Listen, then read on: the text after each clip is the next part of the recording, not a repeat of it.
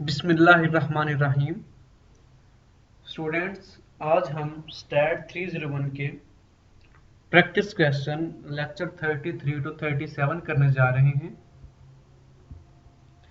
सबसे पहला हमारा क्वेश्चन है, if sample of size 2 give mean of 10 then population mean is. हमारे पास इसकी जो पॉपुलेशन मीन आएगी वो 10 आएगी। ठीक है, जो हमारे पास मीन आएगी वही इसकी पॉपुलेशन मीन आ जाएगी। क्वेश्चन नंबर 2 हमारे पास है, if sample of size 2 with replacement give variance of 2.5 then population variance is. तो पॉपुलेशन वेरिएंस में हम क्या करते हैं, वेरिएंस को साइज के साथ या सैंपल साइज के साथ मल्टीप्लाई कर देते हैं। तो जब हम 2.5 को 2 के साथ मल्टीप्लाई करेंगे तो हमारे पास आंसर आ जाएगा 5। नेक्स्ट क्वेश्चन नंबर 3 हमारे पास है, फॉर confidence या alpha is equal to 0.05 the critical value of z 0.025 is equal to 1.96। तो स्टूडेंट्स यहाँ पर हमारे पास जो क्रिटिकल वैल्यू है इसका एक टेबल गिवन है। ठीक है, और यहाँ जो हम नीचे लिखते हैं वो यहाँ पर हमारे पास जी के नीचे आता है अल्फा ओवर 2। तो अगर अल्फा हमारे पास 0.05 है उसको हम 2 पे डिवाइड करेंगे और वो वैल्यू हमारे पास क्रिटिकल वैल्यू आएगी। और इसका एक टेबल है, आपके हैंडआउट्स में भी गिवन है और ये आपको कैंपस वाले ड्यूरिंग पेपर भी प्रोवाइड कर देंगे अगर आपको इसकी नीड हो तो। और इसमें ये जो वैल्यू हमारे पास है 1.96, इसको आप जुबानी याद रख लें कि z की वैल्यू जब 0.025 के ऊपर या अल्फा हमारे पास जब 0.05 होगा तो क्रिटिकल वैल्यू हमारे पास 1.96 आएगी। ठीक है, क्वेश्चन नंबर 4 पे चलते हैं। A random sample of size n is taken from the population with unknown mean mu and known variance sigma square, 95% confidence, interval of population mean mu is। तो population mean का जो interval find करने का formula हमारे पास होता है arithmetic mean plus minus critical value into sigma over square root n। तो यहाँ पर हमारे पास जो आएगी क्रिटिकल वैल्यू वो देखेंगे, कॉन्फिडेंस हमारे पास है 95%। तो यहाँ से जब हम अल्फा की वैल्यू फाइंड करेंगे तो वो हमारे पास आ जाएगी 1 माइनस 95%। तो 95% का मीनिंग स्टूडेंट जब लफ्ज परसेंट आ गया उसका मतलब है हमने उस वैल्यू को 100 पर डिवाइड करना है। तो जब हम 95 को 100 पर डिवाइड करेंगे तो हमारे पास आंसर आ जाएगा 0.95। ठीक है, तो जब 1 में से 0.95 को हम माइनस करेंगे तो हमारे पास वही वाली ऊपर वाली वैल्यू आ जाएगी अल्फा की 0.05 और इसका जो हमारे पास जी की वैल्यू क्रिटिकल वैल्यू निकलेगी वो 1.96 ही आ जाएगी। तो इसलिए हमने यहाँ पर जो फार्मूला बन रहा है arithmetic mean minus 1.96 into sigma over square root n and arithmetic mean plus 1.96 into sigma over square root n। एक बार प्लस में एक बार माइनस में। नेक्स्ट क्वेश्चन हमारे पास है, if population proportion p is unknown the standard error of the sample proportion p can be estimated by the formula। इसका formula student हमारे पास होता है square root of P Q. Q हमारे पास यहाँ पर स्टैंडर्ड एरर भी कह सकते हैं और क्यू हमारे पास 1 माइनस पी के इक्वल होता है, इसलिए हम लिख सकते हैं इस फार्मूले को इस तरह भी लिखा जा सकता है square root of P into 1 minus P. तो स्टूडेंट्स फार्मूलाज आपको जुबानी आने चाहिए। तो फार्मूलाज की एक फाइल मेरे पास भी, अगर किसी को चाहिए तो वो मुझसे व्हाट्सएप पे कॉन्टैक्ट कर सकता है। डिस्क्रिप्शन में मेरे व्हाट्सएप ग्रुप का लिंक भी है, वहाँ से आप मुझसे कॉन्टैक्ट कर सकते हैं। Define an unbiased estimator. Solution इसका है, हमारे पास अनबेस्ड एस्टिमेटर क्या होता है, जब हमारे पास expected value corresponding population parameter के इक्वल आ जाएगी तो हम कहेंगे अनबेस्ड एस्टिमेटर है। मींस ये estimator is said to be unbiased if its expected values equal to corresponding population parameter, otherwise it is said to be a based.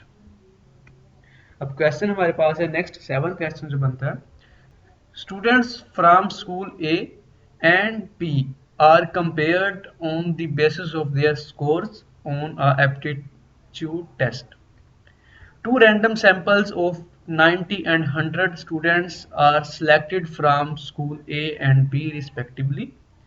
The sample means are 76.4 and 81.2, where the sample standard deviation is 8.2 and 7.6 respectively.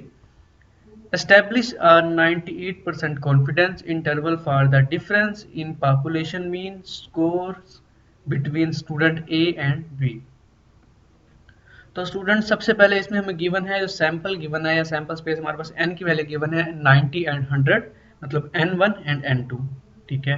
उसके बाद हमारे पास sample mean हम कहते हैं, इसे हम arithmetic mean भी कह सकते हैं। हमारे पास आएगा x1 एंड x2, वो हमारे पास दो वैल्यूज गिवन है।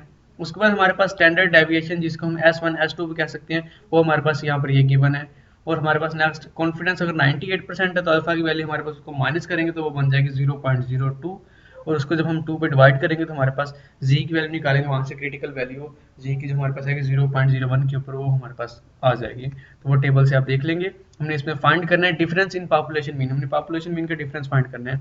तो पॉपुलेशन मीन का डिफरेंस फाइंड करने का जो हमारे पास फार्मूला होता है वो होता है mean minus mean plus minus Z की वैल्यू जो क्रिटिकल वैल्यू होगी and square root of s1 over n, s1 square over n plus s2 square over n2, ठीक है। तो इसलिए हमारे पास ये सब वैल्यूज, तो n1 भी है, n2 भी गिवन है, x1 भी और x2 भी गिवन है, स्टैंडर्ड डेविएशन भी गिवन है, हमारे पास कॉन्फिडेंस गिवन है, वहां से हमने इसका निकाल ली अल्फा की वैल्यू है, उसको हमने 2 पे डिवाइड किया और जी की वैल्यू भी यहाँ से फाइंड कर ली। अब हम सिर्फ क्या करेंगे, वो ऑल वैल्यूज हमारे पास आ चुके हैं उसको हम फार्मूले में पुट करेंगे। तो इसकी जगह हमने वैल्यूज पुट की और इसको कैलकुलेशन की, मतलब जो स्क्वायर था स्क्वायर लेकर डिवाइड करके स्क्वायर रूट लिया, फिर मल्टीप्लाई प्लस माइनस किया, तो हमारे पास यहाँ से दो आंसर बन गए। एक है -7.48 एंड दूसरा है -2.12। तो ये हमारे पास इनके दरमियान डिफरेंस आ गया इन पॉपुलेशन में। अब next question, if the standard deviation of the mean time of the lifetime of television tubes is estimated as 100 hours, how large a sample must be we take in order to be a 95% confident? Student 95% confident का मतलब है alpha हमारे पास 0.05 होगा और वही हमारे पास जो critical value 1.96 होगी, ठीक है। हम इसमें एरर जो हमारा आ रहा है इसमें वो आ रहा है कि वो हमारे पास 20 आवर से ज़्यादा उसकी लाइफ नहीं जा रही, लाइफ टाइम उसका 20 आवर से ज़्यादा नहीं जा रहा। तो हमारे पास इसका जो फार्मूला आता है वो हमारे पास होता है n is equal to critical value into sigma over E whole square. तो इसकी वैल्यू हमारे पास है, हमने अभी देखी है 1.96, ऊपर भी देखते आ रहे हैं। उसके बाद हमारे पास एरर 20 है, सिग्मा हमारे पास 100 है। तो n इज इक्वल टू हमारे पास आ जाएगा 1.96 इंटू 100 ओवर 20, और इसका जब हमने स्क्वायर लेकर सॉल्व किया तो हमारे पास इसका आंसर बन गया ऑलमोस्ट 97%। अब स्टूडेंट नेक्स्ट क्वेश्चन हमारे पास है define one tail and two tail test. Student अगर जब हम नल हाइपोथेसिस के बाद उसका अल्टरनेट हाइपोथेसिस करते हैं, अगर तो इसका आंसर जो आए हमारे पास ग्रेटर देन और लेस देन की फॉर्म में आ जाए तो वो हमारे पास होता है वन टेल्ड। और अगर हमारे पास जो उसका आंसर है जब हम नल हाइपोथेसिस है उसका अगेन टेस्ट करते हैं अल्टरनेटेड हाइपोथेसिस के साथ, तो उसका हमारे पास अगर आंसर आ जाए नॉट इक्वल टू के टाइप में तो फिर हमारे पास टू टेल्ड टेस्ट कहलाता है। उसी से हमारे पास क्वेश्चन का आंसर है when the null hypothesis is tested again an alternative hypothesis of a greater than or a less than type, the critical region is located on one end or the test is called one-tailed or one-sided test. When the null hypothesis is tested against an alternative hypothesis of a not equal to type, the critical is located on both ends and test is called a two-tailed or two-sided test.